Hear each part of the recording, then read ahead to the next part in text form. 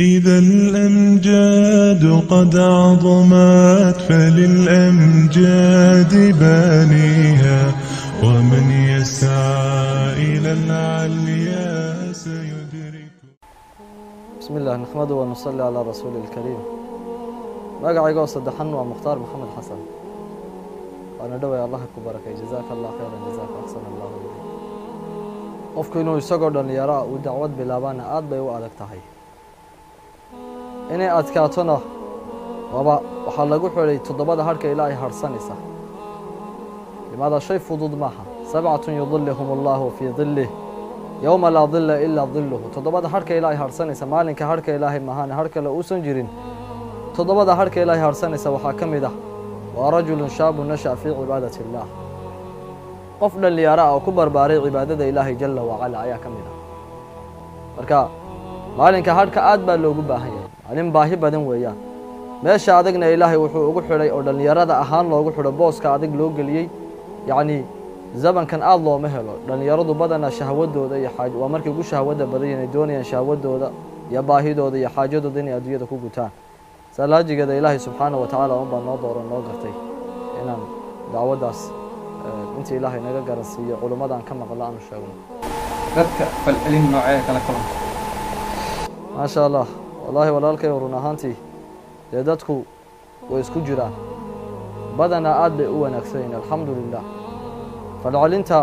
aan kala kulmo kulay kommentiyada waan akhriyaa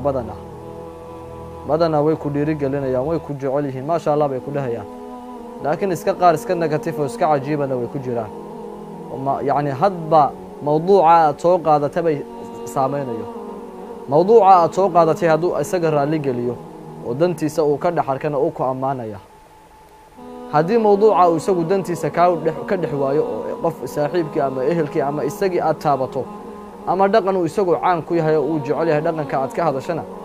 markaas uu ku weedanaya uu dhahayaa qofkaas hadaad doonto qof isqaawiye badaysaa waa inaad saas turtaayo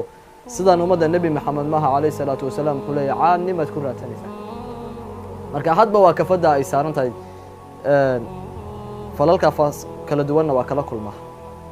daaciga weyn Sheekh Xuseen Cali Jabuuti iyo sidoo kale Mukhtaar Maxamed Xasan halkay isaga egyihiin. daaci Mukhtaar waa shakhsi dhalinyaro ah isla markaana barta TikTok uu leeyahay waxa uu ku soo gudbiyaa fariimo u badan wacyigelin waxaana uu sheegay in isagoo dhalinyaro ah uu doortay in bulshada u soo gudbiyo fariimo ku aadan wanaagga iyo sidoo kale in dunidan wax qiimo aysan lahayn balse ay ka fikiraan aaqiradooda. waxaa daaci Mukhtaar dhawaan muuqaal uu soo galiyay bartiisa TikTok waxa uu ku sheegay inuu aad u xiiseenayo gabdhaha ku nool qurbaha taasna waxa siyaabooyin kala duwan kaga falceliyay dad badan laakiin daaci Mukhtaar waxa uu sheegay inuusan kala jeedin arintaasi si sax ahaan laakiin uu kaftamayo kaliya balse xitaa uusan jecleen isla markaana uusan daneyneynin in afarta xaas isagu u banaan waaba hadii uu guursanayo in dhamaantood xitaa hadii ay haystaan baasaboorro wadamo ajaaniba inuusan dooranin inuusan qurbaha u raacin iyaga laakiinse kaliya uu ku qanacsan yahay joogitaankiisa Afrika. waxaa sidoo kale daaci Mukhtaar uu tilmaamay in falcelin kala duwan uu kala kulmo bulshada uu fariimaha isagu u gudbiyo. waxa uu sheegay inay jiraan shakhsiyaad aad isaga ugu taxan bartiisa TikTok kuwaas oo ammaan iyo sidoo kale wanaag iyo dhiirigelin u soo dira fariimo la xiriira laakiinse waxa uu cabiray inay jiraan shakhsiyaad caayda iyo sidoo kale aflagaadada koow ay u tahay. dhawaan waxaad sheegtay inaad guursanad khaasan gabar oo xad dalbatay qurbaha ka timid ma guursatay gabdhaha dibadda jira waa ku kafsamayay gabadha dibadda jirta iyo gabadha dalka joogta ay midha waxaan u maleynayaa gabadha dalka joogta ay horta ayadu laftarkeeduna aad bay u wanaagsan tahay diin haday noqoto dawaa labada gabdhoodba diin bay leeyihiin dadnimana way leeyihiin yaani dadku waxa laga yaabaa inay yiraahdaan dhaqaale iyo hawlo kale iyo baasaboor anu run ahaantii dibadda waa nacabahay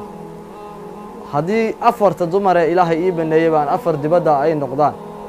oo afar baasaboor la soo ordaan in anigu ku dhoofeeno kursade ana ka yeelay in dibadda aado